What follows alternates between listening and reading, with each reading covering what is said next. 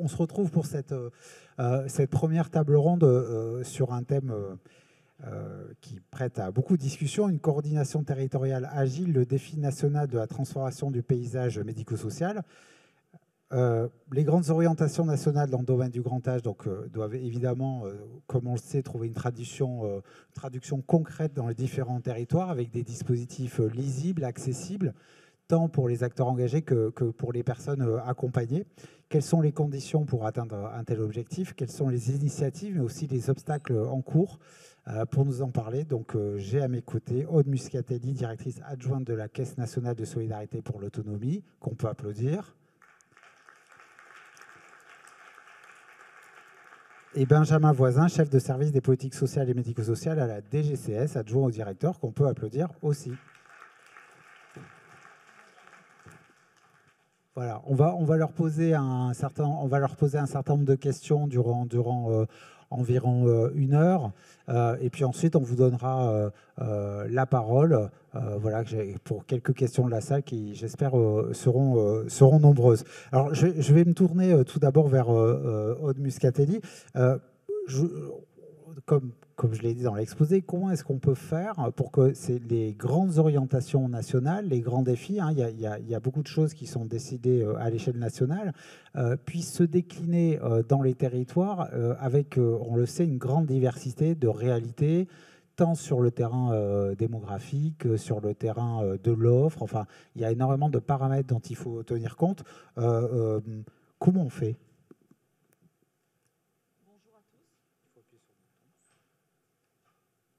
Voilà, je pense que ça marche. Et là, ça marche. Bonjour à tous. Benjamin et moi, je ne vais pas parler pour Benjamin, mais on est très content d'intervenir devant vous pour je pense que lui aussi est content.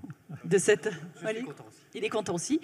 De cette vaste question de l'articulation entre le niveau national et le niveau territorial. C'est vrai que c'est un sujet qui est à la fois théorique et très concret pour une branche de sécurité sociale, puisque comme toute politique publique, il y a des orientations nationales, d'ailleurs, qui sont définies dans la loi par le Parlement chaque année dans le cadre de projets de loi de financement de la sécurité sociale. C'est d'ailleurs un grand apport de la création de la branche pour ce qui concerne la CNSA que d'être aujourd'hui régie chaque année par un projet de loi de financement de la sécurité sociale qui nous donne une trajectoire pluriannuelle et qui permet que le Parlement se prononce sur les grandes orientations nationales, comme vous les appelez, de la politique de l'autonomie, et qu'ensuite, avec la DGCS, on travaille à la déclinaison de ces politiques sur le terrain. Il y a très peu de politiques publiques, en réalité, qui ne sont pas déclinées sur le terrain, et donc on est obligé, tout agent au niveau national, de réfléchir à comment on produit de l'intelligence pour que, déjà, ce qu'on a pensé au niveau national soit suffisamment intelligent pour avoir du sens pour les acteurs locaux,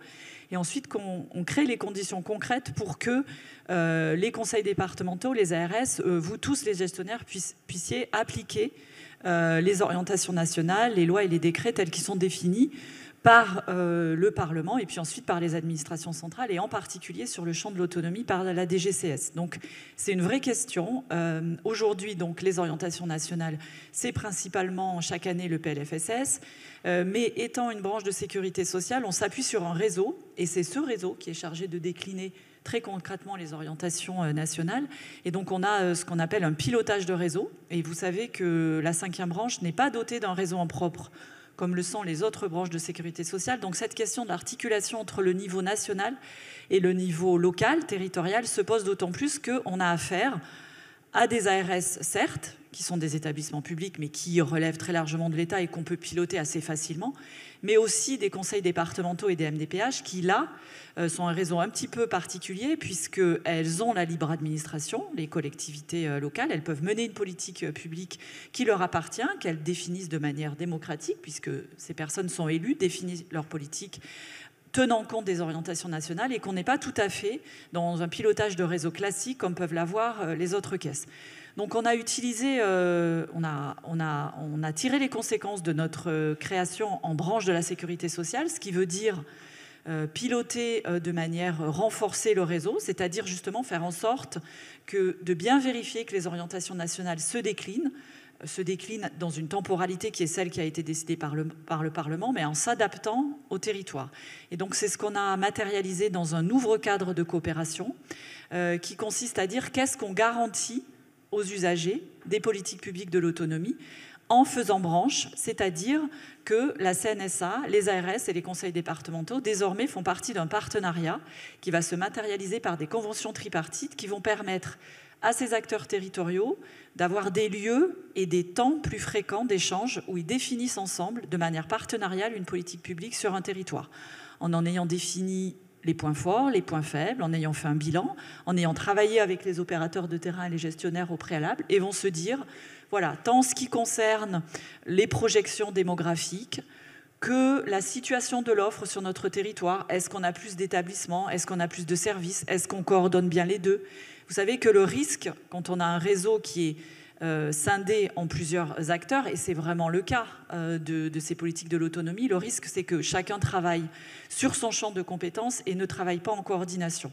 Donc la question de l'articulation entre les politiques nationales et les politiques locales, c'est aussi beaucoup faire en sorte que les acteurs locaux parlent entre eux, que nous on les aide à décliner les politiques territoriales, mais que les acteurs locaux parlent entre eux. Donc je vous l'ai dit, l'outil essentiel, c'est celui du cadre de coopération, des nouvelles conventions tripartites qui vont être signées en 25 et en 26, qui vont décliner des politiques coordonnées entre les départements, les ARS et l'ensemble des gestionnaires sur un territoire.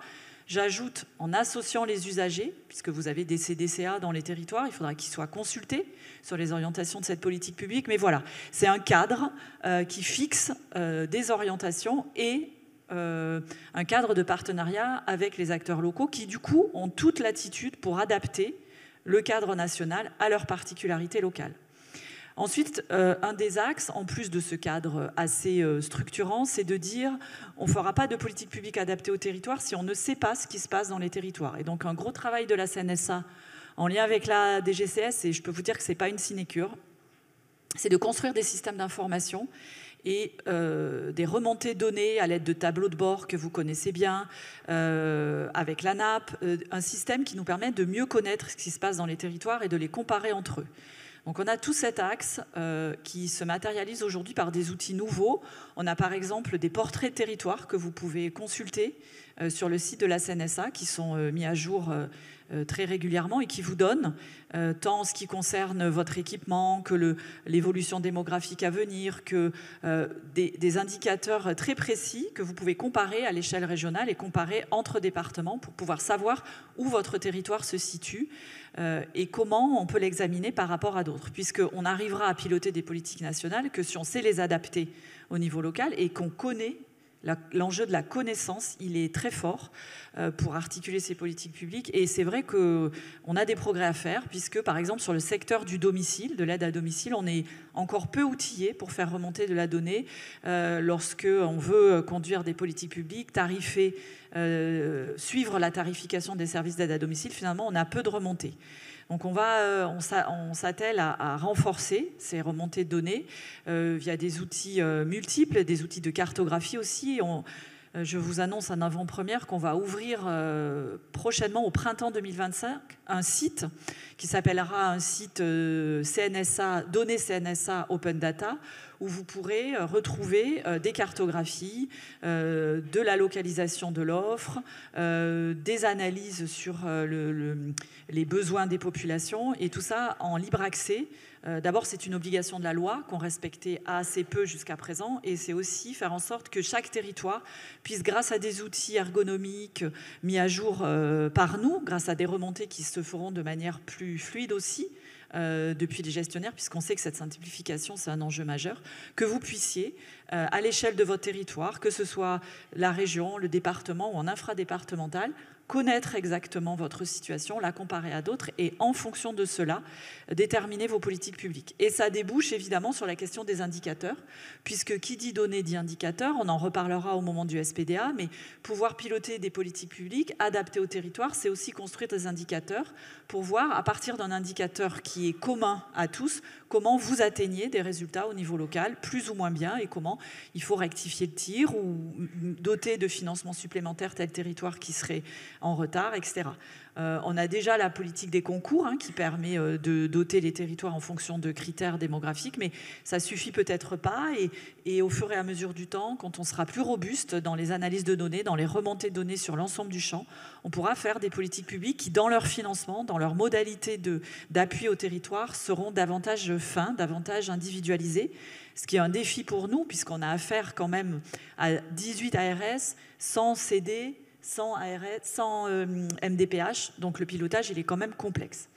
Et puis enfin, j'allais dire, il y a aussi toute la question du dialogue qui s'instaure jour après jour entre ces acteurs locaux et nous, DGCS, CNSA, via de multiples outils. Le dialogue est permanent, c'est ce qu'on appelle le partage de bonnes pratiques. Les échanges, quand un nouveau décret sort, la DGCS va faire en sorte que chaque ARS, chaque conseil départemental puisse en connaître bien les tenants et les aboutissants. On va publier sur nos sites et on va diffuser des outils pour que les territoires puissent se les approprier.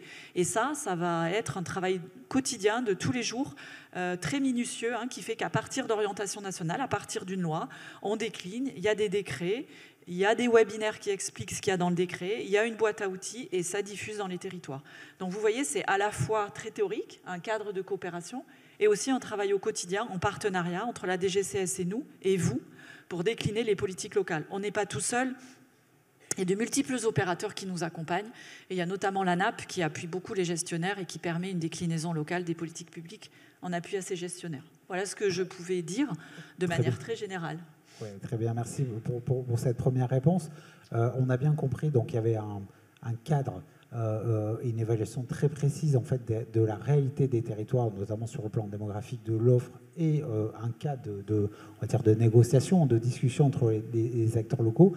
Est-ce que ça suffit? Parce qu'il y a beaucoup de remontées quand même aussi des territoires qui, en fonction de la réalité parfois changeante de l'offre, on a besoin d'agilité, de flexibilité, parce que aussi le parcours des personnes, il n'est pas linéaire, il est parfois complexe, il peut changer, il faut que la réponse puisse s'adapter. Est-ce que ça suffit pour permettre justement aux acteurs locaux de pouvoir avoir cette fameuse agilité, flexibilité dont on a besoin par rapport aux personnes qui sont accompagnées?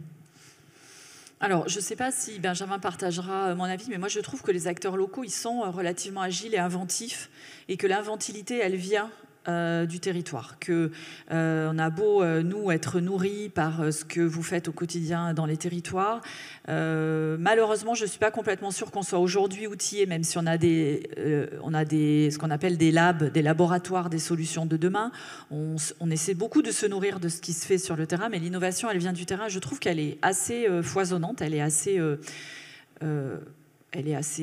importante, et quand on se déplace sur le terrain, on se rend compte que par rapport à des problèmes qui se posent et que nous, au niveau législatif ou réglementaire ou même dans la manière de penser les choses, on n'a pas encore totalement abouti.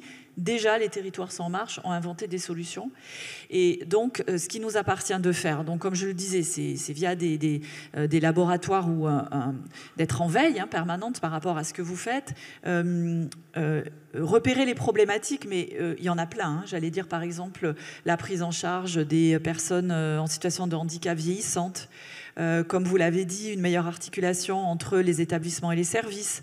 La question de la modularité des prises en charge dans le champ du handicap, avec des territoires qui ont mis en place des solutions très innovantes de plateformes qui redistribuent pas mal les cartes par rapport à la législation, à la réglementation actuelle. Donc, premièrement, je trouve qu'on est dans un secteur qui est innovant. On est dans un secteur qui challenge pas mal le niveau national. Et donc, ce qui nous appartient de faire, c'est de diffuser ces innovations et de faire en sorte, et c'est pas, là encore, c'est pas une sinécure, de faire en sorte que tous nos dispositifs de réforme, puisque nous aussi, on est en mouvement, on se réforme, mais ça passe par le Parlement, ça passe par des cadres conceptuels et réglementaires qui sont forcément moins agiles. Donc ce qu'on doit au terrain et ce qu'on doit à l'intelligence collective, c'est que ces cadres tels qu'on les pose, ils permettent une régulation, puisqu'il faut garantir une certaine équité, un certain niveau de qualité, un certain niveau de service, et il faut aussi sécuriser la trajectoire des financements. Donc nous, on est garant avec la DGCS et à la CNSA d'une trajectoire de financement de la branche. On est gestionnaire du risque et donc ça nous oblige à définir des cadres. Tout ne peut pas être fait non plus.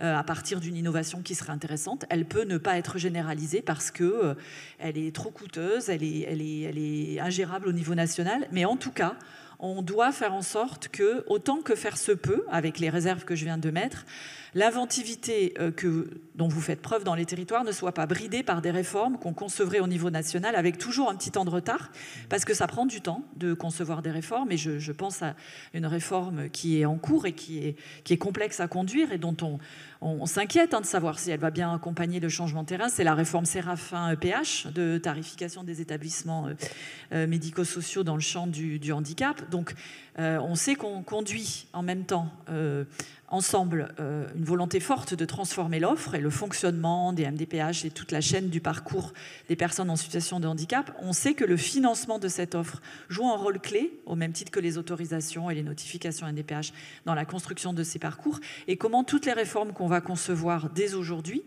en chemin, et des fois c'est des réformes qui datent d'il y a longtemps, qui prennent du temps, elles ne vous freinent pas, ni nous d'ailleurs, dans les réformes qu'on veut concevoir de la transformation de l'offre. Et ça, c'est un enjeu très délicat et très, très difficile, je trouve, à piloter. Mais en tout cas, c'est de notre responsabilité de faire en sorte de ne pas freiner les initiatives, de les accompagner, mais de faire en sorte qu'elles prennent sens dans un cadre qui est défini par le Parlement et par une administration centrale et nous-mêmes qui sommes garants d'une trajectoire budgétaire. Très bien. Un dernier mot peut-être sur, justement, parmi les différents outils mis en place, sur le fameux service public départemental de l'autonomie. On a discuté quelques secondes en off pour se dire que en fait, c'était un dossier dont la réflexion et la mise en place avaient débuté déjà dès 2020, hein, c'est ça. Où est-ce qu'on en est aujourd'hui ?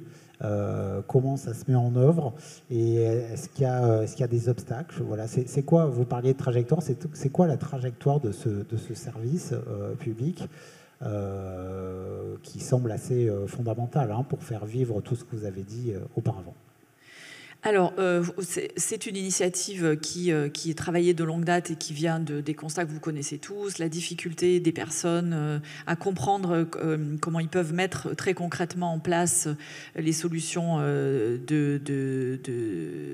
compensation ou d'accessibilité concernant la perte d'autonomie, la complexité des parcours, le cloisonnement des acteurs. Bon, je ne vous refais pas le film. La loi de 2020 a donc posé ce cadre du service public qui est un chantier très englobant et qui vise à prendre, je dirais, à rebrousse-poil ou à rebours la manière qu'on a de fonctionner habituelle, même si on n'est pas dans un secteur régalien où tout vient du haut et diffuse en bas, comme je vous ai dit, il y a beaucoup d'échanges, etc. Mais néanmoins, le SPDA, c'est une logique qui consiste à dire on va définir des objectifs de politique publique qui devront être garantis à l'usager. Et d'ailleurs, on demandera au territoire de mesurer régulièrement la satisfaction de l'usager. Ce cadre qui définit les missions, on n'impose pas des modalités pour aboutir à la réalisation de ces missions. On définit uniquement ce qui est garanti à l'usager dans un cadre de service public, ce à quoi l'usager a droit sur l'ensemble du territoire. Et ensuite, c'est à chaque acteur territorial, donc avec évidemment le conseil départemental et les ARS au premier chef, de définir comment ça se décline très concrètement dans un territoire avec des périmètres d'intervention qui peuvent être divers et des solutions diverses trouvées. On en est très concrètement à avoir préfiguré ce service public dans 18 départements, ce qui fait qu'on est très récent hein, dans la mise en place de ces solutions concrètes, qu'on voit que c'est très différent, très hétérogène selon les départements où ça a été mis en place, selon la maturité des acteurs, selon ce qui se faisait déjà ou ce qui ne se faisait pas. Il ne faut pas se leurrer, il y a aussi beaucoup de choses qui ont été mises dans l'SPDA qui se faisaient déjà, mais enfin on voit une dynamique à l'œuvre qui consiste à penser le service public de manière globale, et je vous disais, ça renvoie au partenariat entre acteurs qu'on cherche vraiment à pousser dans le cadre de la 5e branche et des conventions tripartites, c'est-à-dire chacun ne raisonne pas et ne travaille pas dans son périmètre de compétences, mais arrive à se mettre autour de la table et à faire avancer un territoire dans sa globalité pour garantir aux usagers un service public. Donc on a capitalisé sur une préfiguration. On va en 2025 faire en sorte que l'ensemble des départements puissent entrer dans la démarche à son rythme, avec des orientations nationales dont Benjamin pourra peut-être vous reparler, mais qu'on est en train de travailler actuellement, pour donner un go officiel au déploiement de cette démarche et faire en sorte qu'à fin 2025, la très grande majorité des territoires soient dotés d'un SPDA. Et après, il nous appartiendra de suivre ce déploiement, de voir ce qu'il a apporté, de mesurer ce qu'il a apporté aux usagers. Ça ne sera pas une mince affaire, parce que pour l'instant, le SPDA reste quand même un sujet d'experts. Beaucoup travaillé entre professionnels, il va falloir qu'il apporte du gain aux usagers et que ce gain, on puisse le mesurer. Et c'est une autre paire de manches. D'accord. Donc, bon courage. Pardon ? Bon courage. Oui, tout à fait. Mais bon courage à tout le monde, pas que à nous. C'est un gros dossier. Vous parlez de dispositifs d'experts. Alors, Monsieur Voisin, est-ce que vous souhaitez déjà réagir sur ces premiers propos et sur ces dispositifs où ça prend du temps en fait de décliner des grandes orientations nationales à l'échelle des territoires, à l'échelle des acteurs locaux, avec des fois un peu ce fameux décalage en fait entre une espèce d'agilité, de réponse à des besoins. On est agile parce qu'on répond à des besoins dans les territoires, et une machine au plus haut niveau de l'État qui avance beaucoup moins vite. Voilà. Peut-être une réaction par rapport à ça, et ensuite je vous poserai quelques questions pour savoir si on ne peut pas simplifier un peu tout ça. Merci beaucoup, et merci à mon tour de vous remercier pour votre invitation. Aude a dit beaucoup de choses très, très pertinentes et dont je ne vais pas forcément reparaphraser, mais vous avez raison. En tant que représentant de l'administration centrale, on est conscient de la frustration qu'on peut susciter dans le rythme de nos interventions. Il faut que... Alors, chacun doit partager ses contraintes et partager les nôtres. Le rôle de l'administration centrale, surtout dans un pays comme le nôtre, hyper centralisé quand même, c'est de fixer le cadre. Le cadre, il a une dimension de stabilité, sinon ce ne serait pas un cadre. C'est sécurisant, c'est rassurant, c'est un peu contraignant, c'est vrai aussi, et c'est là où il faut mettre de l'intelligence, dans une capacité à ne pas le figer, à le faire évoluer concrètement. Aude a très bien décrit le cercle, quelque part, de la conception de la politique publique dans lequel on essaie de s'inscrire de plus en plus, c'est-à-dire vraiment être à l'écoute des initiatives territoriales. On est conscient que le cadre est questionné sur les territoires et que ce n'est pas forcé, et c'est pas grave, qui se même bien, que ça signale qu'il y a des problèmes qu'on n'a pas vus, ça signale qu'il y a des réponses qui sont innovantes, ça signale qu'il y a des choses qui se font sur les territoires, qu'il y a des gens qui ont envie, qu'il y a des initiatives. Et les acteurs de terrain, vous savez, ils ont des instruments, typiquement le FIR pour une ARS, des crédits d'intervention pour un conseil départemental, et ils vous soutiennent. Et souvent, on aménage par rapport au cadre législatif et réglementaire. Nous, notre travail, c'est d'être à l'écoute de ça, de voir dans quelle mesure c'est des réponses ultra-locales, dans quelle mesure elles ont un impact systémique. Est-ce qu'elles ne posent pas des problèmes d'effet pervers? Parce que ce qui peut être valable à un endroit, dans un bourg, dans Lozère, n'est pas forcément adapté, parce que ce n'est pas les mêmes conditions d'exercice dans un autre endroit de France. Donc ça, c'est donc faire remonter ces initiatives, les consolider, les discuter avec l'ensemble des parties prenantes, et vos fédérations sont des parties prenantes essentielles pour justement catalyser, métaboliser quelque part ces initiatives territoriales et nous faire remonter, faire un rôle de tamis quelque part, dire ça c'est très important, ça c'est intéressant, mais bon c'est peut-être pas urgent, ça laissez-nous faire, on se débrouille, et c'est à partir de ça qu'on fait évoluer le cadre. Alors après, voilà, effectivement, par rapport à et c'est une tentation qui est systématique, quelque part il faudrait presque qu'on écrive une critique de la raison administrative, c'est-à-dire à savoir quelles sont les limites de notre intervention administrative. Aujourd'hui, ça change beaucoup. On est beaucoup plus conscient qu'on ne doit pas tout réglementer jusqu'au dernier bouton de guêtre sur tous les territoires de France. On s'efforce d'avoir des règles qui sont un peu souples, qui fixent les cadres et les enjeux de financement, et de laisser assez largement la main aux territoires sur des enjeux de mise en œuvre. C'est pas facile. Le Parlement n'est pas toujours d'accord, et si on écoute nos concitoyens, ils ne sont pas toujours d'accord non plus, parce qu'ils disent bien souvent « mais je ne comprends pas, lui il a droit à ça, pourquoi pas moi ?» Mais peut-être que lui ne voit pas que sur son territoire, il y a autre chose que la première personne n'a pas, parce qu'il y a un choix territorial qui a priorisé, parce que c'est le principe du choix, c'est qu'il priorise un truc par rapport à un autre. Et tout avoir partout, ce n'est pas de la priorisation. Et c'est peut-être un peu naïf que de penser qu'on peut tout avoir partout, au même niveau, au même moment.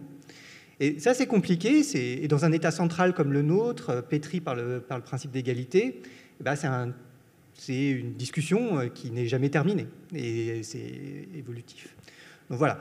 Après, et ce sur quoi je veux insister encore un peu plus, c'est que là où on doit encore progresser, c'est la boucle de rétroaction. C'est qu'une fois qu'on a fait, vous êtes des experts des process qualité, vous y mettez en permanence dans vos institutions, nous aussi, et c'est un peu cette boucle qu'on doit concevoir, parce qu'on n'est jamais, en fait, le travail n'est jamais terminé. D'accord, très bien. Justement, vous évoquez le point de vue parfois des citoyens qui ne comprennent pas toujours les choix politiques opérés, avec cette espèce de doute sur est-ce que cette mesure est égalitaire ou pas. Il y a les citoyens aussi, et même, je pense, les acteurs du secteur, dénoncent parfois un manque de lisibilité en fait, de tous ces dispositifs qui s'empilent. Je ne vais pas utiliser un mot célèbre, mais c'est le fameux millefeuille français où on empile les dispositifs avec ce sentiment que chaque fois on rajoute des dispositifs sans avoir évalué les précédents. Et ça s'accumule, et en fait, on ne sait pas quand est-ce que termineront les dispositifs et quand est-ce que va arriver le suivant. Enfin, il y a une espèce de flou. Comment est-ce qu'on peut faire pour contrecarrer ça, pour essayer de simplifier un peu tout ça, pour donner plus de visibilité? Alors, on parle aujourd'hui pour les personnes, pour les acteurs engagés, les professionnels, mais pour les personnes accompagnées, alors je n'ose même pas imaginer comme ça doit être un enfer. Voilà, donc comment on simplifie tout ça? Alors, c'est vrai qu'il y a beaucoup de dispositifs dans notre pays. C'est aussi la contrepartie d'un système social puissant. C'est-à-dire qu'on arrive à trouver des solutions à un certain nombre de problèmes. Je veux juste venir sur un point qui est un peu éclairer le fait que la multiplication des dispositifs, et spécialement des dispositifs de coordination, c'est pas simplement une lubie administrative ou de la courte vue de la part des différentes administrations. Dès lors qu'on parle de parcours de vie, et vous le saviez mieux que personne, on se heurte à la complexité des situations de vie. On ne peut pas, quand on parle, donc, on n'est pas sur des épisodes strictement techniques, disant, voilà, je prends ce bout de pied, je le coupe à cet endroit-là, et je le recoue à cet endroit-là, et j'ai fini mon acte. C'est pas ça un parcours de vie, ça s'inscrit dans la durée. Et ça implique nécessairement l'intervention de nombreux professionnels, de nombreux services, dont on ne sait pas exactement qui viendra finalement. Et c'est toute la difficulté, c'est que c'est un système ouvert. Je prends un exemple que vous connaissez par cœur, celui des sorties d'hospitalisation. Il y a plein de blocages. On sait qu'il y a des blocages, il y a des bêtes bloqueurs, comme on dit. Mais pour quelle raison? Parce qu'il n'y a pas d'aidant, parce que l'aidant est fatigué, parce que l'aidant a peur, parce qu'il y a un problème dans le logement. Mais c'est quoi le problème du logement? L'insalubrité, le fait qu'il soit trop petit, le fait qu'il soit trop grand, le fait que la personne n'ait pas payé son électricité. Enfin, toutes ces questions-là, qui sont des questions qui, en fait, aboutissent au même résultat, c'est que la personne ne peut pas sortir de l'hôpital, ont des causes qui sont extrêmement différentes et peuvent appeler l'intervention d'un travailleur social, d'une infirmière, d'un ergothérapeute, d'un ingénieur en bâtiment, parfois. C'est pour ce genre de choses. Et en fait, on ne peut pas le prescrire en avance. Et donc, qu'est-ce qu'on a fait du coup? C'est que, comme cette coordination, elle est coûteuse, et vous le savez tous, ça veut dire qu'il faut se mettre d'accord, il faut connaître les gens, etc. On a créé des dispositifs. Et des dispositifs d'abord thématiques. Dans le secteur sanitaire, les filières. Dans notre secteur, c'était à l'époque les MAIA, les PTA, etc. Enfin, tous ces qui étaient déjà un plus par rapport à la segmentation des acteurs, mais qui sont quand même thématiques. Alors, qu'est-ce qu'on fait face à tout ça? C'est vrai que le paradoxe, c'est qu'à force de les multiplier, ça finit par créer de la complexité en plus. Et donc là, on est passé du mauvais côté du cheval. Donc, qu'est-ce qu'on fait? Alors, plusieurs choses. D'une part, on a quand même simplifié ce paysage avec les dispositifs d'appui à la coordination, qui sont désormais, quelque part, la structure qui regroupe toute pathologie, toute situation de perte d'autonomie. Cette question de la coordination des situations complexes entre le soin et le parcours de vie. Je veux vraiment leur rendre hommage parce que je pense que vous les connaissez sur leur territoire, mais ils sont des acteurs, c'est les couteaux suisses de la coordination, des experts de la coordination en tant que coordination, et ils font un travail absolument remarquable sur un champ qui justement s'est un peu déspécialisé sur le plan thématique et donc rend encore plus complexe, quelque part pour eux, le repérage de l'ensemble des compétences à mobiliser. Deuxième chose, c'est le travail sur les échanges d'informations. La coordination, c'est échanger, c'est se parler. Et c'est là, Aude a fait référence tout à l'heure au système d'information, et c'est extrêmement important, c'est les référentiels, savoir à qui on parle et quelle information on a le droit de lui donner. Et ça, c'est extrêmement central, et c'est des choses sur lesquelles on va continuer à travailler. Et ensuite, c'est le travail sur la méthode, et je ne reviens pas sur le SPDA, et c'est comme ça qu'il faut voir, à mon sens, le SPDA. Le SPDA n'est pas un dispositif nouveau, ne veut pas être un dispositif nouveau, veut être une méthode, justement, pour faire en sorte que les personnes travaillent vraiment en guichet intégré. Qu'est-ce que c'est qu'un guichet intégré? C'est sortir de la réponse sincère et sincèrement navrée, en disant « je suis désolé, madame, c'est pas ici ». Et on s'arrête là. À une réponse qui dit « je crois que j'ai compris votre problème, et voilà à qui vous pouvez vous adresser, et même mieux, je vais prendre rendez-vous avec vous ». Ça, c'est un guichet intégré. Ça ne veut pas dire qu'on a toutes les réponses. Ça veut dire qu'on comprend la question, qu'on écoute la personne, et qu'on se pose les questions avec elle. Et c'est vraiment très différent. Et enfin, le travail sur le territoire, on en a parlé longuement à l'instant, parce que c'est le dénominateur commun du parcours de vie, c'est l'ancrage, et c'est là-dessus qu'on peut constituer des alliances qui font sens et qui ne sont pas trop compliquées, parce qu'on n'est pas obligé de parler à Lille quand on habite à Marseille. Voilà. D'accord, très bien. Il y a une question aussi que se posent les acteurs du secteur, en particulier les établissements d'ailleurs, hein, c'est la place qu'ils occupent justement dans tous ces dispositifs de coordination. Vous évoquiez effectivement les DAC, hein, et l'importance de leur intervention, mais parfois les établissements ont du mal à savoir quelle est leur place au sein de tous ces dispositifs. Est-ce qu'on peut en savoir plus justement sur les intentions de la DGCS sur le sujet? Alors, quelle est la place des acteurs du médico-social dans cette coordination? Elle est essentielle. Vous êtes les acteurs du parcours de vie par excellence, vous vous inscrivez au plus près du lieu de vie et vous inscrivez dans la durée. Donc vous avez un rôle naturel de fil rouge, de vigie, de point de synthèse, de point de ralliement, de point d'appui, spécialement pour la personne et ses aidants. C'est pas facile parce que, comme tous les autres acteurs, vous êtes forcément tiré vers la spécialisation technique, vers l'organisation de process, parce qu'il faut faire des gains d'efficience, parce qu'il faut bien gagner sa vie à la fin du mois, et que ça se transforme progressivement en un process. Mais un process, c'est pas un parcours. Et c'est l'essentiel. Comme je disais tout à l'heure, pouvoir se poser toutes les questions, cette culture générale du social, je pense que ça, c'est à la portée. C'est des choses que vous avez en vous et qu'il faut en permanence continuer à cultiver. Alors, on a quand même, et on a voulu, nous, évidemment, au niveau de l'État, soutenir cette place centrale du médico-social dans le parcours avec des modifications organisationnelles, aussi pour essayer de limiter les coûts de coordination interne à notre secteur. Il y a plusieurs réformes qu'on peut citer. Les plus récentes sont évidemment la réforme des SAD, avec un seul A, vous savez, hein, qui vise à coordonner l'accompagnement et le soin. C'est essentiel. Ça va être sur la base d'ailleurs assez vraisemblablement d'une sectorisation territoriale. On retrouve la notion de territoire, là encore, pour simplifier l'accès.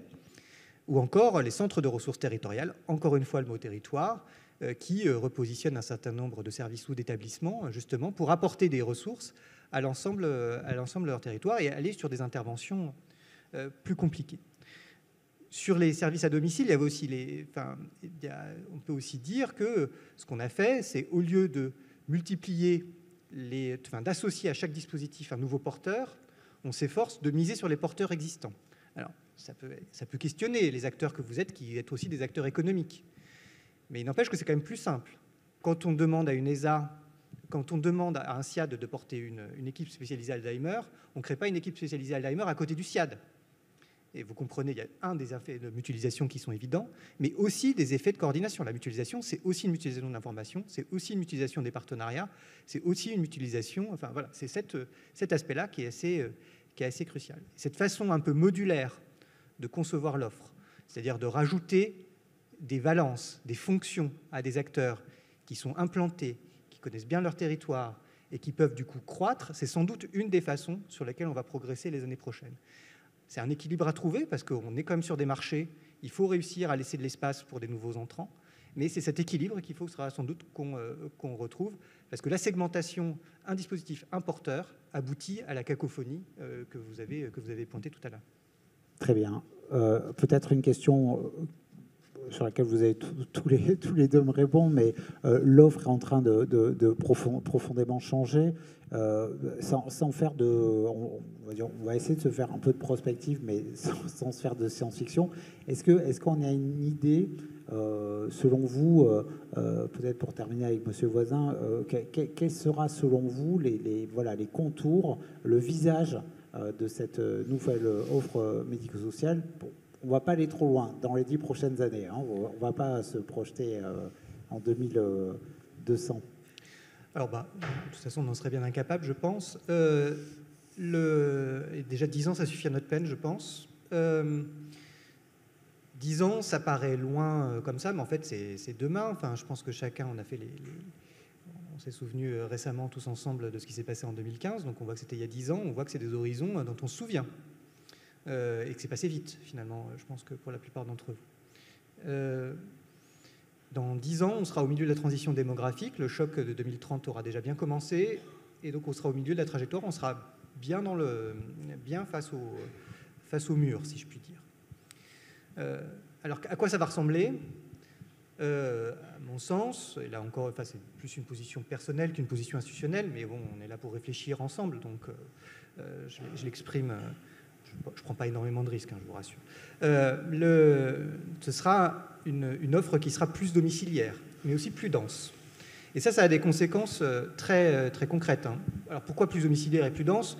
Tout simplement parce qu'on sait qu'on ne va pas créer des EHPAD et des places d'EHPAD à hauteur de la croissance démographique du besoin des personnes en situation de dépendance. Ça, on le sait déjà. Et donc, naturellement, les personnes dépendantes vont plutôt rester au domicile. Qu'est-ce que ça veut dire ? C'est structurel, ça veut dire des choses sur les EHPAD. J'ai beaucoup de peine à savoir comment ça va évoluer sur le mix de public. Est-ce qu'on va être sur encore plus qu'aujourd'hui, des profils très lourds sur le plan médical, ou on va rester sur les équilibres d'aujourd'hui ? C'est difficile à savoir. Ce qui est à peu près certain, en revanche, c'est que la tendance qu'on a aujourd'hui à faire en sorte que l'institution joue un rôle au service de son territoire, avec les centres de ressources territoriaux, va s'accroître. Je pense que ce rôle de l'institution qui n'est pas que tourné vers l'interne, mais qui est aussi un plateau technique pour son territoire, va surtout être un levier qu'on va continuer à actionner. Deuxième chose, c'est que... Juste un petit point sur cette question de l'ouverture, parce que ça semble très important. Elle se situe à quel niveau, cette ouverture ? Parce il y a le fait d'intervenir, il y a le fait d'intervenir à l'extérieur aussi pour prévenir. Ça avait été le cas aussi d'un certain nombre d'expérimentations de l'ancêtre du centre de ressources territoriales qui était l'EHPAD hors les murs, hein, où il y avait des possibilités comme ça. Est-ce que ce rayonnement, il se situe uniquement pour répondre à des problématiques ou aussi pour envisager d'avoir une vision à 360 de l'évolution d'une population sur un territoire ? Si on prend au sérieux le fait que l'EHPAD est un plateau technique médico-social, il peut servir à beaucoup de choses. Après, ça va dépendre un peu de la composition des publics. On sait que le lieu aura d'autant plus de facilité à être ouvert sur des personnes moyennement ou faiblement dépendantes qu'il accueillera en son sein des personnes qui leur ressemblent et qui ne sont pas nécessairement des personnes qui font peur en termes de perspective. Il faut prendre en compte cet aspect-là, qui est un aspect extrêmement important dans la façon dont les gens se projettent dans l'avancée en âge et dans la dépendance. L'attractivité du point de vue de cette offre-là. Aujourd'hui, le CRT a une grande utilité dans son intervention au profit de profils qui ressemblent à ceux de l'EHPAD, mais qui ne sont pas dans l'EHPAD. Voilà. Et donc ça, il n'y a pas de difficulté. Sur l'amont, je pense qu'il y a plein de choses à penser, il y a plein de choses à imaginer, il y a plein de choses qui existent déjà sur les territoires. Il faut qu'on observe. Je ne suis pas sûr qu'on ait un modèle unique à vendre tout de suite. Une deuxième conséquence structurelle, c'est évidemment des nouvelles formes de collectifs. Parce que les personnes vont être au domicile, mais ça ne veut pas dire qu'elles soient isolées. On a des éléments avec l'habitat inclusif, les résidences autonomie bien évidemment. Mais je pense qu'un des sujets qui va monter les années prochaines, ça va être l'occupationnel de jour, si je puis dire. Paradoxalement, dans notre pays, par exemple, on n'a pas de service d'accompagnement à la vie sociale pour les personnes âgées. Voilà, c'est un truc qui n'existe pas. Ça existe pour les personnes en situation de handicap, ça n'existe pas pour les personnes âgées. Peut-être c'est une offre à construire en lien avec de l'accueil de jour, un mode un peu serviciel demain. Enfin, j'espère que ce travail aura des conséquences sur la façon dont on organise le travail pour les professionnels. Ça, c'est extrêmement important. Bizarrement, depuis 2-3 ans, on n'entend plus trop parler, enfin, le mot Bird Org est plus tellement à la mode, c'est un peu étonnant, sans doute un peu regrettable. C'est des choses assez intéressantes quand même si ce n'est pas forcément une application doctrinale du modèle. Mais sur la façon dont on conçoit l'organisation du travail, il nous semble que c'est quand même extrêmement fécond, notamment sur les organisations sectorielles. Et dernier sujet, je ne peux pas ne pas le dire, c'est que ce soit aussi juste pour, plus technologique. Je m'excuse de vous couper, mais juste pour s'arrêter sur cette question du management et en fait, des gestions plus horizontales, enfin, vous faites référence à la méthode Bird Org qui est appliquée surtout dans le domicile, hein, oui. Je crois assez peu en établissement. Et ça, c'est une piste d'avenir parce que, en fait, je vous pose la question parce qu'on est face à un problème majeur d'attractivité des métiers. Alors évidemment, il y a plein de leviers. Il y a des financements, c'est évident, mais il y a aussi l'image des métiers et peut-être aussi le management. Est-ce que pour vous, ça va être un levier dans les prochaines années, justement, d'assister à un big bang du management pour pouvoir que ça soit un vrai levier pour l'attractivité? Alors, je pense que ce sera facilité demain parce qu'il y aura une plus grande densité des besoins. Et comme il y a une plus grande densité des besoins, eh ben, ce sera plus facile de penser des équipes qui se positionnent sur un territoire et interviennent de façon un peu plus continue auprès des personnes. Et ça, c'est un autre rapport qui va nous inciter peut-être à changer nos façons de compenser, nos façons de faciliter la mutualisation des aides, etc. Enfin, il y a plein de choses, tout ça c'est systémique évidemment. Mais je pense que ces leviers managériels qui aujourd'hui sont un peu confrontés quand même à la difficulté de plans d'aide très segmentés quand même, sur des territoires très larges, etc., seront peut-être plus faciles à mettre en place demain. En tout cas, c'est un sujet que je peux livrer à votre réflexion et sagacité collective. Et enfin, dernier point, ce sera un monde plus technologique. Pour le coup, ce n'est pas forcément facile de l'imaginer, mais on sait qu'il y aura plus de capteurs, plus de capacités prédictives, peut-être d'autres modalités d'intervention qu'on ne connaît pas encore avec l'intelligence artificielle. Enfin, c'est des choses qui vont forcément impacter, notamment des générations qui sont davantage à l'aise avec les outils numériques. Et ça, c'est des choses qu'il va falloir qu'on imagine ensemble. Avant que je vous donne la parole, juste une question, puisqu'on évoque cette question de l'intelligence artificielle, et vous parliez de l'importance des systèmes d'information. Est-ce qu'il faut s'attendre à ce que justement à fortement s'appuyer sur ce type de technologie, justement pour gagner en efficience et mieux échanger les informations? Est-ce que c'est un vrai... alors, j'ai bien conscience que cette question elle est très prématurée parce que l'intelligence artificielle, c'est tellement vaste, mais en tout cas, on s'aperçoit qu'il y a quand même... c'est de plus en plus utilisé. Est-ce que ça, c'est une piste de réflexion qu'il faut avoir en se disant, voilà, sur ce dossier ultra complexe, l'IA peut nous apporter un vrai secours? Bah oui, ça va être c'est un outil qu'on ne peut pas ignorer. Je pense que d'ailleurs, il est plus là qu'on ne le croit déjà, en tout cas au niveau central. Je pense qu'on ne soupçonne pas déjà ce que vous faites déjà avec ces outils-là. Donc, mais comme je disais au départ, notre travail, ce sera de fixer le cadre. Et donc, d'éviter que ça parte dans le décor, qu'on échange des informations qu'on n'aurait pas dû échanger, d'aboutir à des relations qui entretiennent, à des solutions qui entretiennent l'erreur plutôt que la corriger, parce que c'est quand même possible qu'on parte sur un mauvais sentier.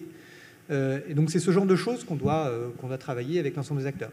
Ça va être très compliqué, parce qu'on voit que notre compréhension même de la façon dont ça fonctionne, elle arrive presque à ses limites assez vite. À un moment donné, on ne sait. Mais il y a quand même encore, fort heureusement, un peu d'intervention humaine à l'initiative de l'intelligence artificielle quand même. Mais ce sur quoi je veux quand même insister, c'est que j'ose espérer que nos métiers resteront quand même des métiers de l'humain. C'est ce qui en fait, l'intérêt, la complexité, la beauté. Et je pense que ça va être un élément crucial. Donc, c'est mettre ces outils technologiques au bon endroit, en adjuvant, et pas en substitution, évidemment, d'une intervention que nos concitoyens attendent très légitimement. Évidemment. Merci beaucoup. Je vous pose la même question, Aude Muscatelli. Est-ce qu'on peut faire un peu de prospective? Voilà, alors, beaucoup de choses ont été dites, mais qu'est-ce que du côté de la CNSA, on peut ajouter? Quelle image on se fait, justement, de cette offre à l'aune de 10 ans?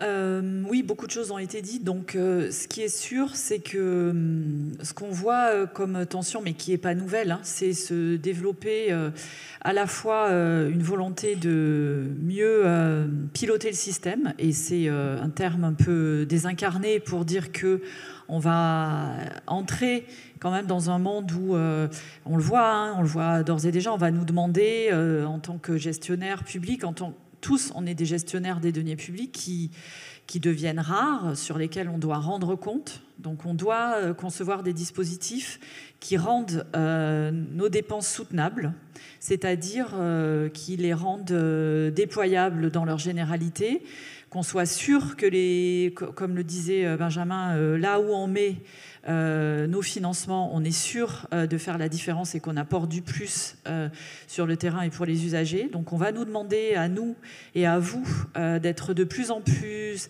attentifs à la manière dont on gère le risque, puisqu'on est pris dans des dispositifs qui restent technocratiques, surtout à notre niveau, et on doit de plus en plus rendre compte, et c'est légitime, de l'utilisation qu'on fait de deniers publics qui, je le rappelle, dans notre champ, sont de plus en plus importants. C'est légitime, mais il faut qu'on le constate. Il y a de plus en plus de financements qui sont attribués à la 5e branche. Je ne dis pas que c'est suffisant pour couvrir les besoins, mais c'est une réalité. Donc on va nous demander de rendre ces systèmes soutenables, de les rendre justes aussi dans la soutenabilité, ce qui est compliqué, et en même temps de les rendre de plus en plus individualisés, adaptés au territoire.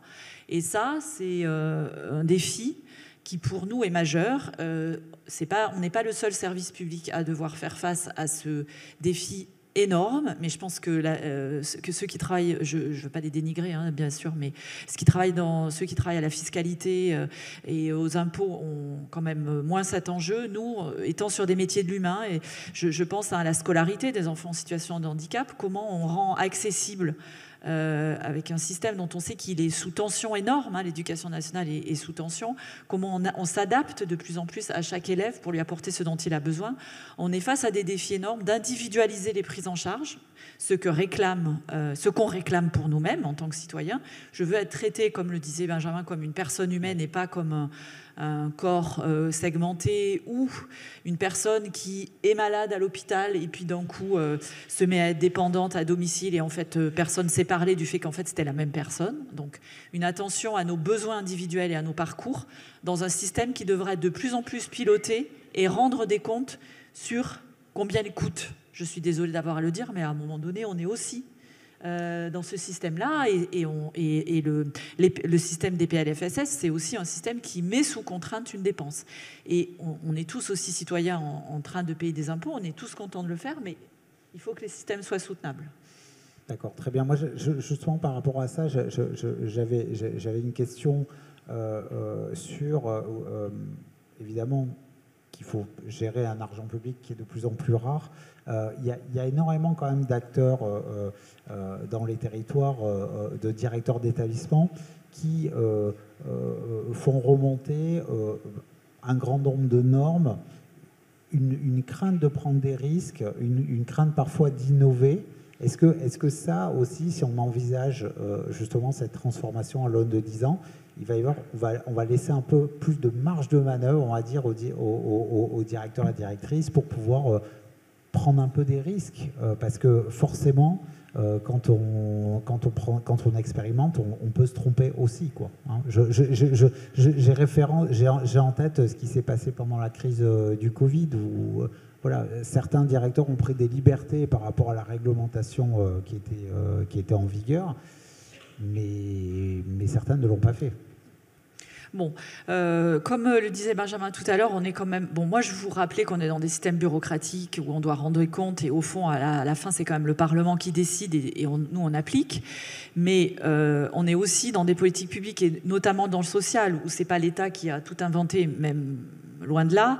Et donc, c'est quand même des gestionnaires de terrain qui, historiquement, ont pris en charge les publics dans le secteur du handicap. C'est particulièrement prégnant. Donc, l'État n'est pas un État qui a une puissance de régulation et normative descendante aussi puissante que dans d'autres secteurs. Et en outre, tout le monde est bien d'accord pour considérer que laisser des marges de manœuvre aux acteurs locaux, c'est bon pour le système dans son ensemble, c'est bon pour le moral aussi des gestionnaires parce qu'ils se sentent en responsabilité et on le sait, c'est très gratifiant. Un système qui laisse aucune marge de manœuvre crée de la souffrance et de la perte de sens. Donc on va vers l'analyse où on place le curseur exactement et il n'est pas à corseter de plus en plus les acteurs territoriaux. Néanmoins, la norme, elle est quand même indispensable parce que c'est une règle commune, c'est une règle qui permet de garantir non pas une égalité, mais une équité sur l'ensemble du territoire, c'est-à-dire de créer un système d'opposabilité. C'est-à-dire le Parlement vote pour garantir un certain nombre de droits et ces droits, il faut les décliner. Donc à un moment donné, il faut vérifier que la variation des situations locales n'entraîne pas une privation de droits. Et des fois, on frise voilà, on n'est pas complètement sûr que la loi est appliquée et c'est quand même un vrai souci. Donc oui, il faudra aller vers plus d'initiatives, mais malgré tout, il y a un besoin de régulation. Il y a un besoin d'équité territoriale. Pendant les périodes de crise où on a fait tout très vite, c'était enthousiasmant et on a fait sauter des obstacles, mais on a aussi on a fait des erreurs. On a enfermé des personnes. On sait qu'il y a eu des décisions qui ont été prises trop vite et qui aujourd'hui sont des contre-exemples de ce qu'il ne fallait pas faire et qui ont été vraiment des drames à tous égards. Donc oui, pour l'initiative, elle est nécessaire, mais attention, on continuera à se situer dans un cadre qui garantit les droits. Et qui garantit, comme je l'ai dit aussi, le respect des droits, le respect d'une qualité et un cadre normatif et budgétaire dans lequel on doit se situer aussi. Très bien. Je vous remercie beaucoup. On peut applaudir nos deux intervenants, mais ce n'est pas fini parce que maintenant, on va vous donner la parole.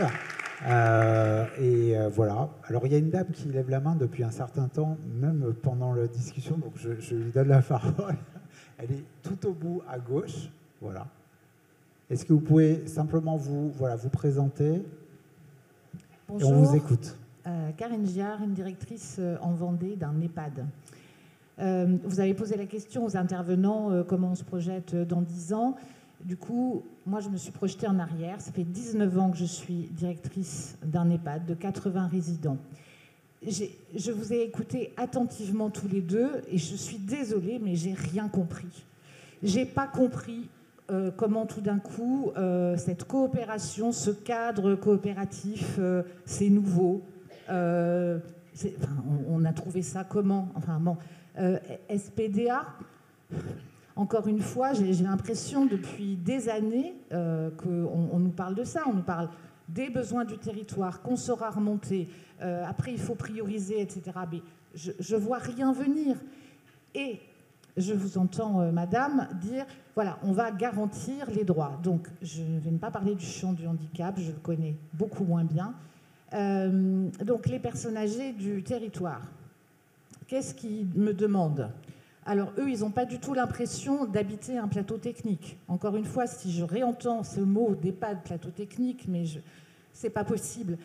Non, on a eu Julie Soustre juste avant. Ils habitent un EHPAD, ils habitent dedans, c'est leur lieu de vie.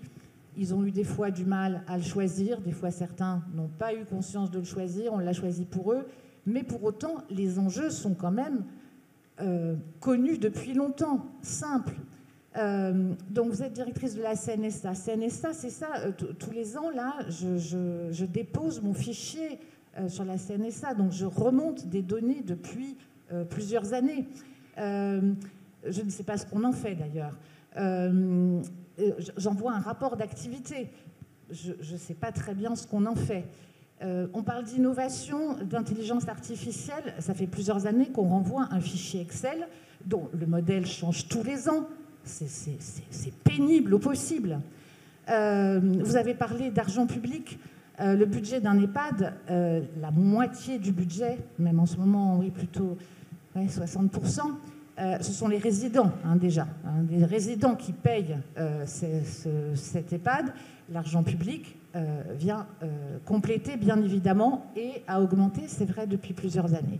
Mais enfin, moi, j'ai rien compris. Je n'ai pas compris comment vous allez mieux travailler aujourd'hui que depuis 10 ans, etc. Et voilà. Et à part peut-être un peu d'intelligence artificielle, et je ne sais pas où est-ce qu'elle va se mettre, l'intelligence artificielle, mais voilà. Je suis très dépitée quand je vous entends. J'étais contente de vous rencontrer, parce que CNSA, je voyais bien, mais non, là, je suis très dépitée. Merci. Oui, est-ce que vous souhaitez Madame, je crois qu'on est vraiment désolé si on a produit cette impression sur vous. Ça montre peut-être le décalage entre nos préoccupations quotidiennes et les vôtres, mais nous, c'est vrai qu'on n'est pas au contact de l'usager. Vous y êtes. Ça fait quand même toute la différence. Je voudrais rectifier une chose quand vous dites mais vous nous dites là, mais ça fait des années qu'on y travaille. Mais on ne prétend pas avoir réinventé le fil à couper le beurre tous les jours. On se situe dans une continuité. Enfin, bon, j'ai évidemment pas votre expérience au sein des établissements de prise en charge des personnes âgées, et je sais qu'il y a une variation sur le territoire des conditions dans lesquelles ils sont hébergés et pris en charge, mais j'ai pas l'impression que depuis 20 ans que vous travaillez dans un secteur, vous avez vu les choses se dégrader. En tout cas, nous, quand on se déplace, on voit beaucoup de belles choses de prise en charge. On sait qu'il y a aussi des choses plus négatives, mais la conditions, j'allais dire, de prise en charge des personnes âgées, modulo tout ce qu'on a dit, les ruptures de parcours, la difficulté à s'orienter, elle ne s'est pas dégradée. Je pense qu'on est dans un pays où on a fait beaucoup de progrès, quand même. Et je suis désolée si ce progrès, à votre échelle, vous le trouvez lent et que votre quotidien est lourd. Quand on regarde la manière dont c'était fait il y a quelques années, je pense que c'était moins bien. Voilà. Et qu'il y a eu plus d'argent, plus d'innovation, plus de... Voilà, on est attentif, par exemple, à ce que vous dites, mais ce n'est pas un plateau technique, mais on est très attentif à la question du vivre chez soi, où que l'on soit, au bâtimentaire, à l'espace, au respect de la vie privée. Tout ça, évidemment, prend du temps, mais c'est travaillé, c'est pas complètement en dehors de nos radars. Donc, ensuite, ce dont vous faites état, c'est de la lourdeur bureaucratique de ce que des agences, enfin des caisses comme la nôtre peuvent imposer à des gestionnaires comme les vôtres. Et surtout, ce que je trouve vrai, c'est l'absence de retour que vous avez par rapport au temps que ça vous demande. Parce que le temps que ça vous demande, c'est quand même nécessaire aussi, comme je vous le disais, qu'on connaisse. Pour tarifer un EHPAD, il faut un certain nombre de remontées de données, et donc c'est à ça que ça nous sert, tout ce que vous remontez. Le rapport d'activité, donc ça prend un petit peu de temps, mais le rapport d'activité des médecins coordonnateurs, il va être dématérialisé, on va pouvoir en faire une synthèse qu'on restituera.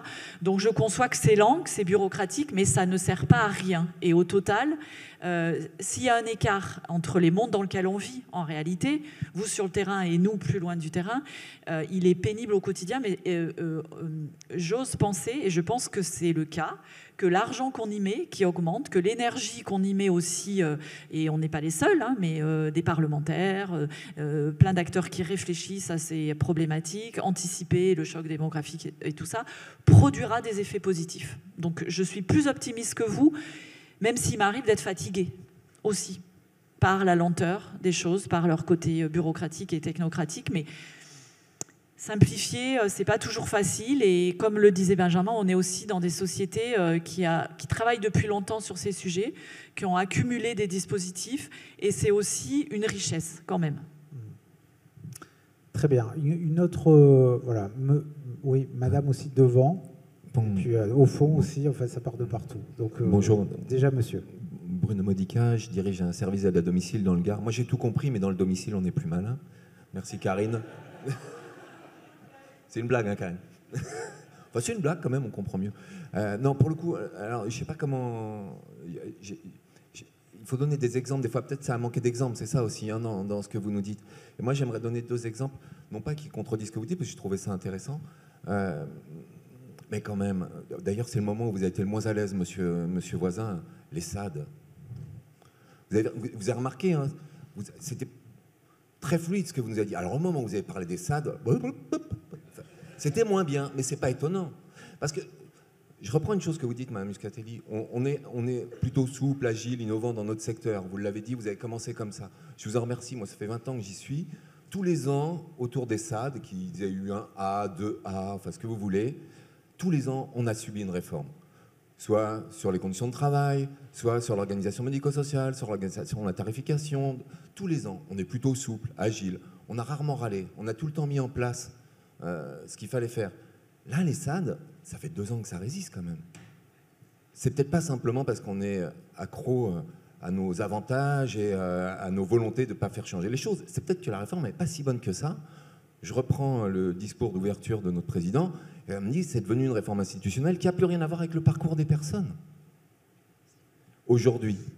Ça, c'est un vrai problème. Donc, cette agilité dont vous faites part, moi, j'aimerais bien que sur certains sujets, dont vous n'avez fait de grâce, pardon, sur certains sujets, vous voyez bien qu'on n'est pas résistant pour être résistant.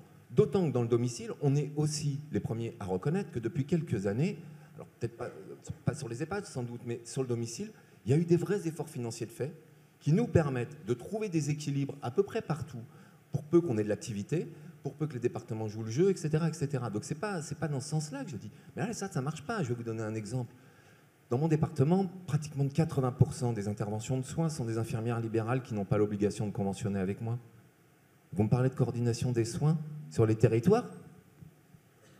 Ça ne marche pas, sauf si vous voulez juste que nos SAD et nos SIAD, de manière obligatoire, se réunissent et se coordonnent. Mais on n'appelle pas ça de la coordination de l'aide du soin, on appelle ça 20% de coordination d'aide et de soins sur nos territoires. C'était la première remarque. Moi, j'aimerais bien... Allez-y. La deuxième, exemple. Moi, je suis d'accord, il ne faut pas dépenser les fonds publics pour rien. Les fonds publics, c'est important. Moi, j'espère en être redevable. J'espère en rendre compte correctement. Le relayage, la loi ESSOC, la blague intégrale, 6 ans d'expérimentation, sur lesquels vous nous avez soutenus, aidés, sur lesquels certains départements, c'est le cas du mien, nous ont donné de l'argent pour expérimenter. La CNSA nous a donné de l'argent pour produire de l'ingénierie, pour produire de la réflexion sur tous les sujets, les modalités d'intervention, les cadres de travail, les conditions de travail. Moi, j'ai joué le jeu, j'avoue. Pas de bol. Vous vouliez le faire passer à nouveau dans une expérimentation, une députée fait voter la loi. 1er janvier, la loi sur le relayage, le répit est mise en œuvre. Il n'y a pas de décret d'application. 6 ans d'expérimentation qui n'aboutissent pas à la proposition de décret d'application qui vont avec la loi qui est votée, je ne comprends pas. Donc, on a une loi au 1er janvier, mais comme on n'a pas pu prolonger l'expérimentation à cause de tout ce qu'on connaît, eh ben, on ne peut plus faire de relayage. C'est quand même complètement fou.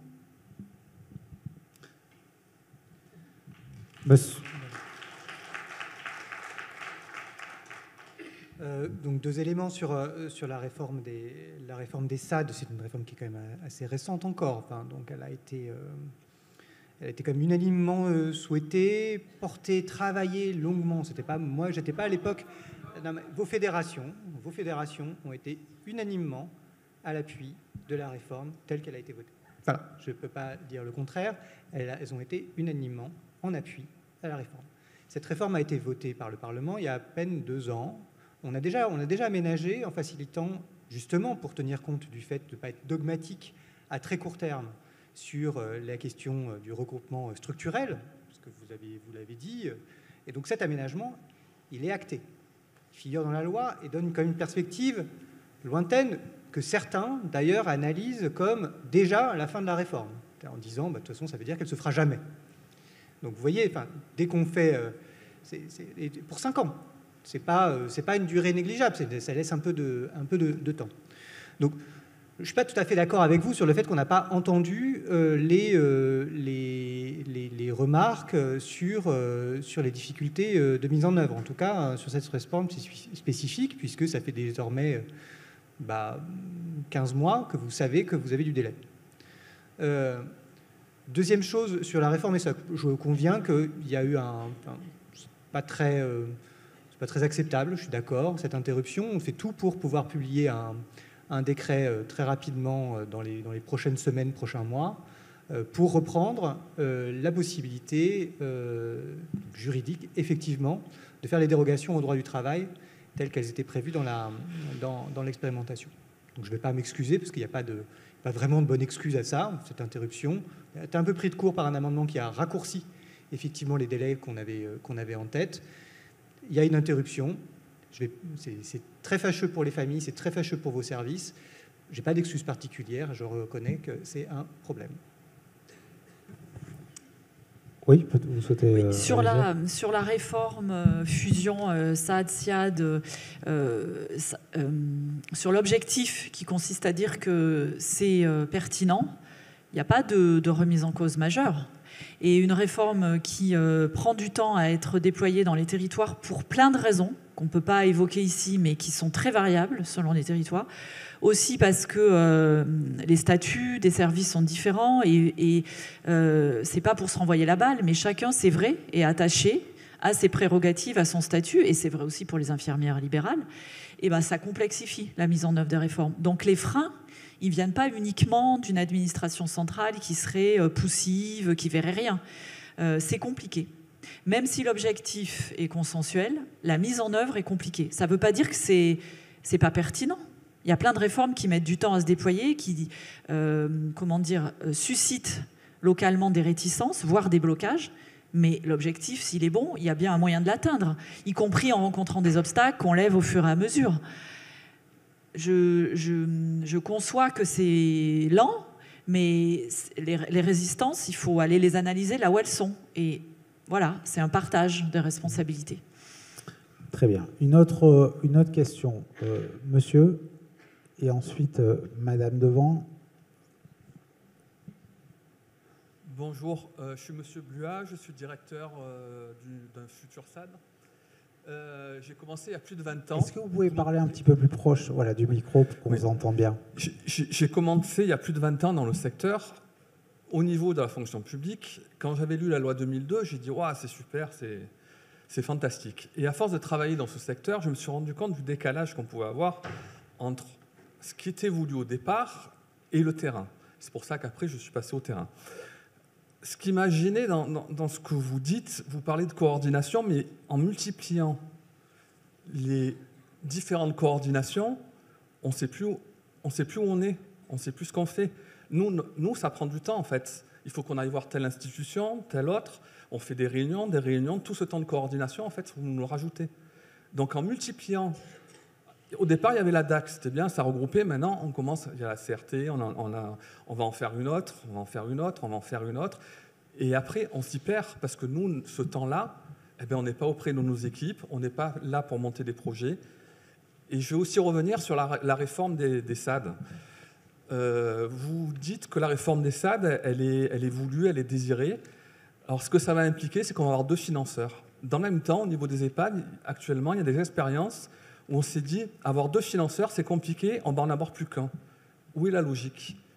Ensuite, au niveau des SAD, donc le SIAD va avoir un SAD, on va avoir une coordination interne, puisque ce sera nos usagers. Par contre, on va toujours avoir la même coordination comme maintenant avec les autres SAD. Ce qu'on fait actuellement, on va continuer à le faire. Donc je ne vois pas la plus-value. La seule chose que ça impacte, c'est que les petites structures, dont la mienne, dont les structures publiques hospitalières, se retournent et se disent avec qui on va travailler. La question, elle est là. J'ai rien contre les privés lucratifs, hein, c'est très bien qu'il y en ait. Mais dans la logique, sur un service à domicile, à la fin de l'année, c'est qu'ils aient un excédent.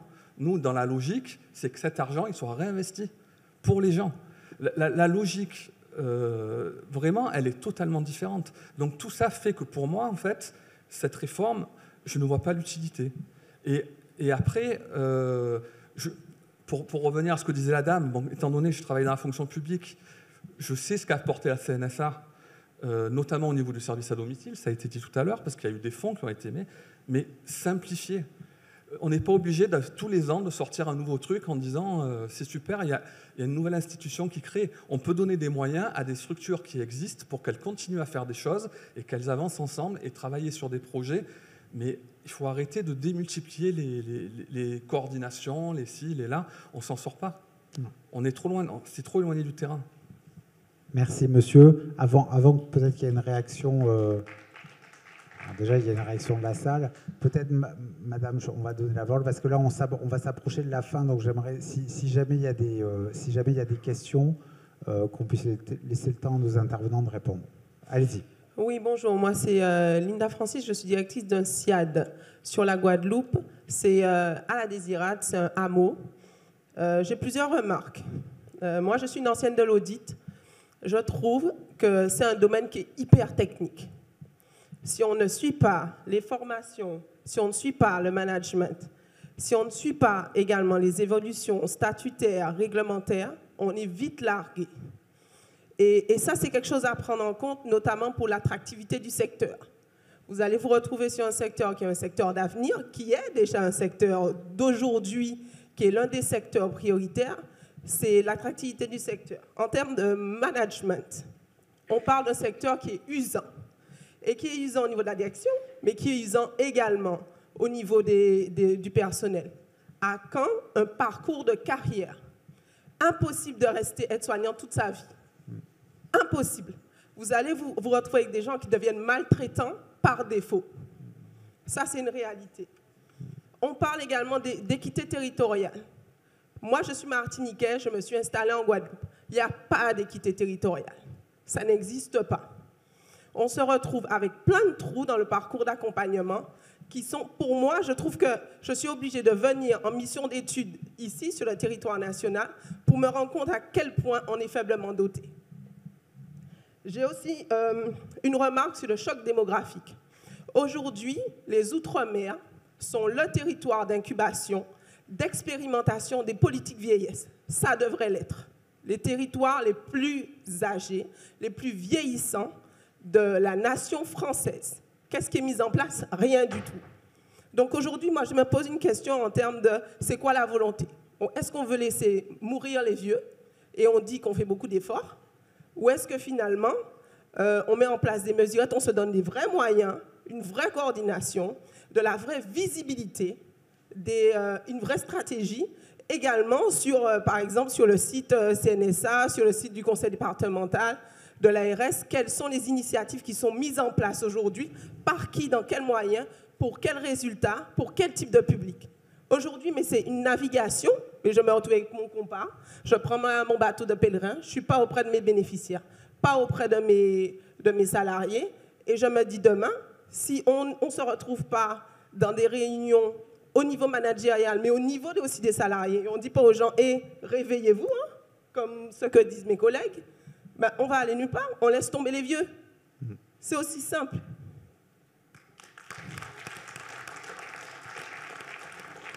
Alors, voilà, une autre réaction. Oui, bonjour. Maud Girardot, directrice d'un SIAD, d'une ESA et d'un centre de santé sur le territoire des Pays de la Loire, sur 49.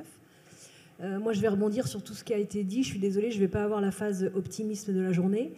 Ça fait 10 ans que je viens au colloque de la FNADEPA, ça fait 10 ans que j'entends parler du virage du domicile.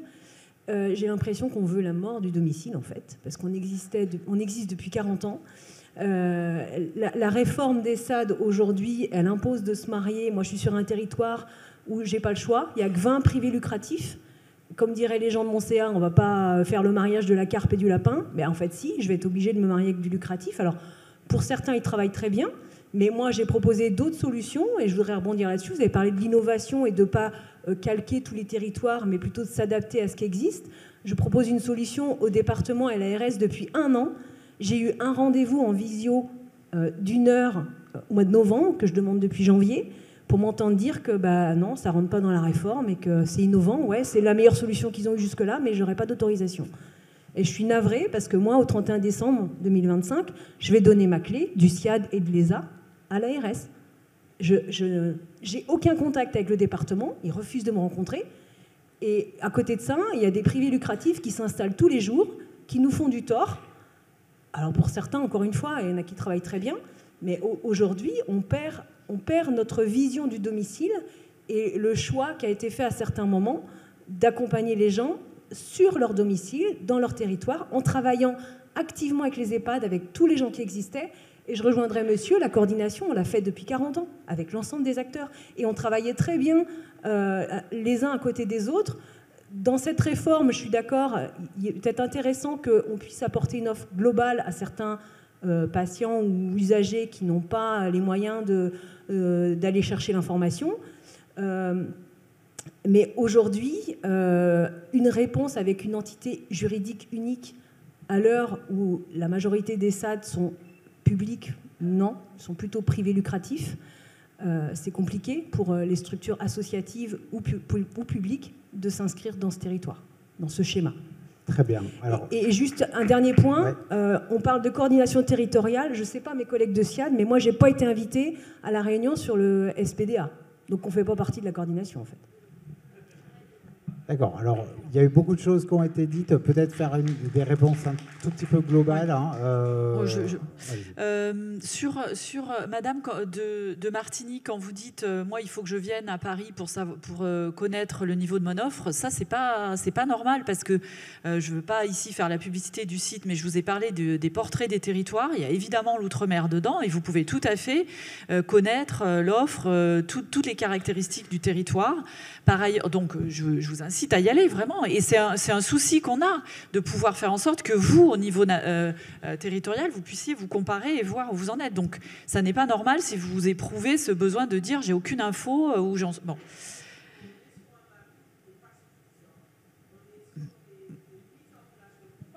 Qui n'existe pas aujourd'hui. Hein.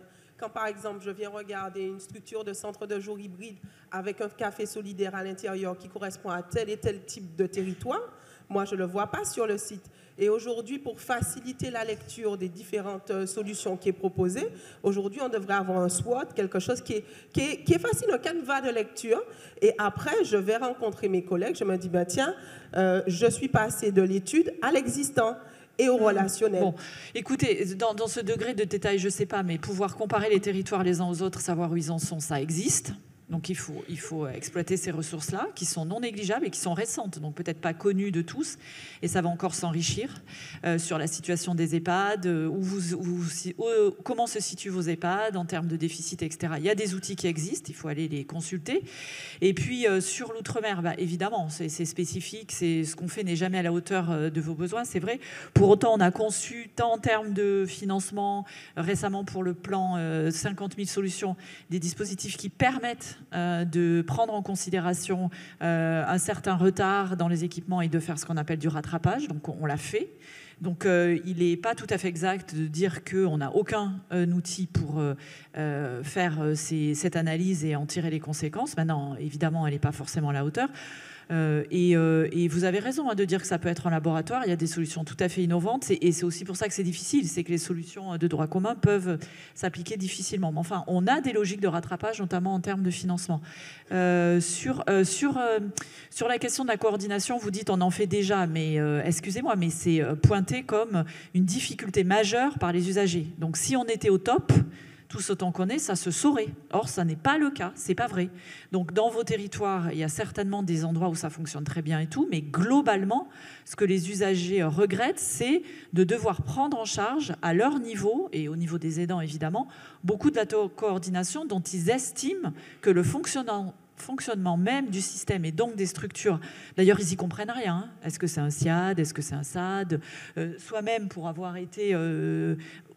Enfin, quelquefois, autant on est professionnel, on est soi-disant expert, quand on est confronté à la réalité des choses, c'est quand même, il faut le reconnaître, passablement compliqué. Et on ne peut pas s'arrêter à la question des statuts. Quand vous dites oui, mais alors il y a le public et puis il y a le privé, mais alors c'est très compliqué. Mais on ne peut pas dire, étant donné qu'on a des structures avec un statut différent, alors on fige l'existant et on estime que la coordination, elle se fera autrement. Ce ne sera pas un coup près. Et Benjamin pourra en parler mieux que moi, ça ne sera pas un coup près la réforme. Si ça s'avère absurde et si à certains endroits les fusions ne peuvent pas se faire, vous avez bien vu que déjà il y a eu des adaptations. Donc ni les ARS ni la DGCS ne sont aveugles au point de se dire on s'en fiche, ils fusionneront tous et advienne que pourra. Ça n'est pas vrai. Donc en revanche, cette réforme elle a un sens pour l'usager. Donc, autant que faire se peut, il faut qu'on se mette en ordre de bataille pour qu'elle se fasse. Et s'il y a des obstacles d'irriment et qu'à certains égards, ça n'est pas possible, bien évidemment que la réflexion collective se mettra en marche. Mais en revanche, s'arrêter à la question des statuts pour dire on préserve l'existant, parce qu'en raison du statut, ça n'est pas possible, on ne peut pas raisonner comme ça. Une dernière intervention. Alors, une avant-dernière... Vraiment, ça va être très rapide. Moi, je m'engage à vous donner à tous la parole, mais juste un tout petit peu plus court pour que tout le monde puisse poser une question. Alors, madame. Oui, bonjour, je suis infirmière coordinatrice d'un SIAD public. Voilà, rattachée à une mairie. Donc forcément, on se pose aussi la question des statuts, mais bon, voilà, comme vous dites, on ne va pas parler de ça tout de suite, mais moi, ma question est justement par rapport à la coordination. Il existait quand même déjà une solution de coordination, enfin, en tout cas sur notre territoire. Moi, se pose la question de l'avenir des clics. Alors, il n'y en a peut-être pas partout, mais qui avait justement cet objectif de coordination et de faciliter l'accès des aides à domicile aux usagers. Très bien. Donc ça, c'est une première question. Madame. Aussi. Je vais appuyer ce qui a été dit. Je soutiens complètement le discours qui est donné depuis tout à l'heure concernant les services autonomie et je regrette que ce soit pris comme... c'est pas évident à votre place, parce qu'on est nombreux, vous êtes 2 à répondre. En revanche, c'est pas de l'opposition stérile. Enfin, comme l'a dit la personne qui était derrière moi, c'est pas pour s'opposer, c'est qu'on observe vraiment des contraintes et que le problème des statuts, ça va au-delà, ça va sur l'attractivité des métiers, les changements de conventions collectives, il y a un vrai enjeu derrière. Si je prenais la parole, c'était pas pour ça, c'était pour poser une question sur un sujet qui n'a pas encore été abordé, sur la réforme de la tarification des SIAD et sur l'outil SIDOBA. Voilà, on n'a pas de visibilité, on ne sait pas comment on a nos budgets au mois de décembre pour l'année passée, pas pour l'année suivante, et apparemment ça va encore continuer quelques années. Comment fait-on pour avoir un pilotage de nos structures sur la région des Pays de la Loire? Je ne me suis pas présentée, je suis responsable d'un SIAD dans le Pays de la Loire, excusez-moi, Claire Tessier. Comment fait-on pour avoir un pilotage de nos structures quand on nous dit, on a eu un webinaire avec la CNSA qui nous disait il va falloir attendre 2-3 ans pour pouvoir vous donner un peu de visibilité sur les saisies que vous donnez et avoir une projection à l'avenir. Alors je sais que la MAPES a travaillé sur un outil que pour le moment on n'a pas, on espère l'avoir en 2025, mais c'est un vrai souci. La réforme de la tarification pour l'année 2024, c'est basé sur une séquence de saisie de 15 jours. Et sur la région des Pays de la Loire, nous sommes nombreux à être en convergence négative et l'ARS nous présente les choses comme étant subies pour eux aussi, en nous disant qu'ils n'ont aucune marge de manœuvre et que c'est la CNSA qui leur donne quelques infos et tant pis, c'est comme ça. Donc là, on se retrouve avec des budgets complètement à la baisse. Tout le monde subit la situation et personne n'a de marge de manœuvre. C'est quand même un peu déroutant. Question numéro 2. La dernière question, c'était... Voilà. C'est une dame qui est au 2e rang, enfin au 3e rang. Voilà. Et ensuite, on va s'arrêter là. Je suis désolé. Madame. Oui, bonjour. Rapidement, du coup, ça fait une clôture, entre guillemets, parce que moi, je ne viens pas du terrain, mais je suis journaliste pour Géronto News. Donc, Claire Bézieux, donc on suit, pour le coup, on suit tous ces sujets depuis 10 ans. On parlait de 10 ans, voilà, 10 ans en arrière. J'avais 2 questions assez précises. La première chose, vous avez évoqué rapidement le SPDA. Dominique Libaud avait dit en fin d'année que le cahier des charges prenait du retard parce qu'il y avait des petits sujets, par exemple les indicateurs. Est-ce que vous avez une date de sortie du cahier des charges? Et l'autre question, c'était sur les CRT. On a eu des retours terrain plutôt positifs. Enfin, en tout cas, ceux qui ont témoigné étaient plutôt positifs. Mais la grande question qui se posait dans un territoire qui est l'Auvergne-Rhône-Alpes, c'était notamment que les 800 CRT prévus d'ici quelques années ne seraient peut-être pas suffisants parce qu'il y avait déjà une file active extrêmement longue. Et est-ce que vous avez identifié ça sur d'autres territoires et voilà, quelle est votre réponse par rapport à ça? Merci. Alors, peut-être une réponse sur ces questions très très précises et puis ensuite, vous prenez dans l'ordre que vous voulez, comme il y a eu beaucoup de choses demandées. Oui, il y a beaucoup de choses demandées. Alors, on va les faire. Je laisserai Aude répondre sur SIDOBA. Le cahier des charges, c'est dans les prochaines semaines pour le SPDA. Il est en cours vraiment de finalisation. On termine les concertations nationales et donc ce sera publié vraiment dans les prochaines semaines. Enfin, on n'est pas hyper en retard par rapport au calendrier qui était prévu. Les CRT, effectivement, c'est un objet qui fonctionne bien. Les ARS ont bien programmé la création des centres de ressources territoriaux. De toute façon, la question que vous posez est celle du dimensionnement de l'offre vis-à-vis du choc démographique qui nous attend. Et ça fait partie des questions qu'on va reprendre dans les PLFSS qui arrivent. Voilà. Donc l'histoire n'est pas terminée. Là, il faut qu'on voit, on est encore loin d'avoir terminé la montée en charge prévue, pour lesquelles il y a des crédits qui sont dans l'ONDAM. Mais voilà, c'est des questions qu'on continuera à se poser dans les prochaines années, bien évidemment. Sur la réforme des SAD, je veux quand même redire ce qu'a dit Aude, à réinsister sur le fait que non, il n'y a pas de couperet, il y a eu un assouplissement, il est important, et oui, on est conscient des difficultés que vous signalez. On est conscient que la fusion, le rapprochement en tant qu'entité juridique, c'est pas un truc simple, c'est pas un truc intuitif. Il y a plein de choses qui posent problème. Vous avez cité les conventions collectives, c'est bien des problèmes identifiés. On essaie, j'espère que vous y avez accès, à une offre de l'ANAP qui permet de lister toutes les questions pratico-pratiques et de voir comment on peut y répondre point par point. Ça ne veut pas dire qu'il n'y a pas des difficultés qui resteront, qui vont rester. Et c'est des sujets qu'on va continuer à regarder de près. Enfin, vraiment, on est à l'écoute du terrain. Vous n'êtes pas les premiers à nous faire part, et même si votre ton a pu être véhément, vous n'êtes pas les premiers à l'avoir eu, donc on n'est pas particulièrement surpris de vos réactions. Et donc c'est des choses auxquelles on est particulièrement attentif dans les prochains mois. Maintenant, vu qu'il n'y a pas de couperet au 1er janvier 2026, on ne va pas, et que le conventionnement est possible et quand même, dans l'immense majorité des cas, très atteignable, il ne s'agit pas de renoncer à la réforme tout de suite. Sinon, il nous semble on trahirait le mandat qui nous est donné par le Parlement, et qui est un mandat ferme, et quand même réitéré. Et par ailleurs, il y a quand même un enjeu de coordination qui demeure. À cet égard, vous avez dit, beaucoup d'entre vous ont dit que vous travaillez depuis 20 ans, 10 ans, 15 ans, etc. Moi aussi, ça fait 10 ans que je travaille sur ces sujets-là. Et ça fait 10 ans que j'ai aussi géré des services sociaux de grande ampleur. Et je peux vous assurer que les problèmes de coordination sont permanents, y compris d'une polyvalence de secteur dont la mission, c'est la coordination. Et ce n'est pas une vaine question. La question, elle est ancienne.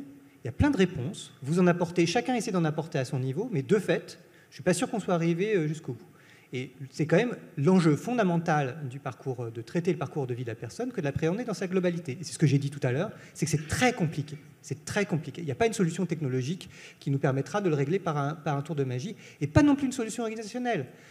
Il n'y aura pas de guichet unique pour tous les problèmes de toutes les personnes de ce pays. Ça n'existe pas. Ça n'existera jamais. Donc, comment on fait, à partir de ce constat-là, pour traiter les interfaces entre les uns et les autres? Ça veut dire qu'il faut effectivement de temps en temps faire grossir des structures, parce que ça ne sert à rien de segmenter les réponses entre des des toutes petites institutions qui perdent beaucoup de temps à faire de la coordination au détriment de leurs interventions. C'est vrai, donc ça c'est les enjeux que vous avez pointés. C'est des enjeux très structurants de taille critique et de segmentation de nos propres dispositifs. Et donc une partie des sujets sont de notre côté.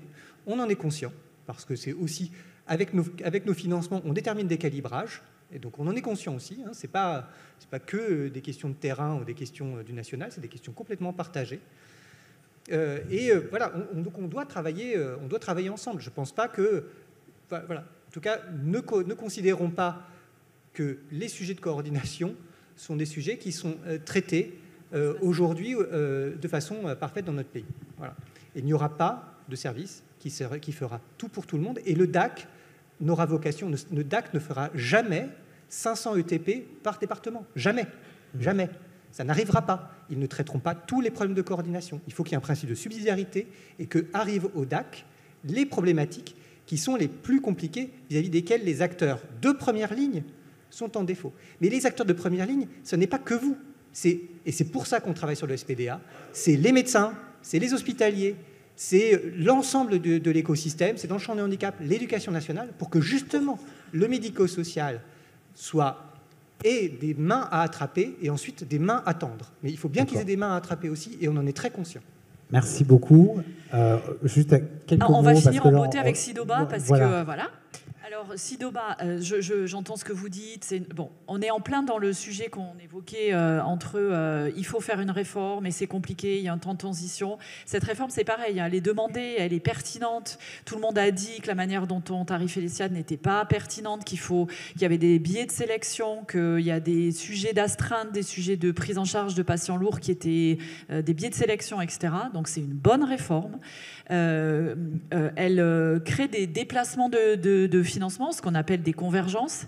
C'est pas complètement anormal, c'est pas complètement hors de contrôle non plus, puisque quand vous dites l'ARS dit c'est la CNSA, c'est pas bien, parce que c'est pas vrai. On co-gère ensemble et si vous avez des difficultés, ça remonte et je peux vous dire qu'on y passe du temps. Et moi, je vois passer des courriers où les agents de la CNSA répondent sur des situations individuelles de structure tous les jours. Donc c'est pas vrai de dire on nous dit vous perdez des budgets, tout le monde s'en fiche. Ça n'est pas vrai. Voilà. Donc effectivement, c'est une réforme aussi qui, dans sa phase de transition, est compliquée. On essaie de la piloter au mieux. Vous avez été accompagné, alors peut-être pas autant que vous l'aurez souhaité, mais cette phase de, quand on construit une réforme de la tarification, c'est pas que concevoir des modèles dans notre tête, mais c'est aussi accompagner les structures. Toutes les réformes que nous ferons dans le futur vous demanderont plus de travail. J'espère que vous en êtes conscients. Nous, on en est conscients. Ça pose la question de l'appui à vous, mais aussi aux ARS qui nous ont fait remonter le sujet pour Séraphin. Plus on raffine la tarification, plus on s'éloigne de tarifs globaux et plus on s'adapte aux besoins de prise en charge, plus ça sera lourd en gestion. Il faut le savoir. Très bien. Écoutez, on va terminer avec ces très bonnes nouvelles. On va avoir plus de travail. Donc voilà. En tout cas, je remercie beaucoup nos deux intervenants parce que qui ont parlé avec, à mon sens, transparence et franchise. Merci beaucoup à vous pour votre participation.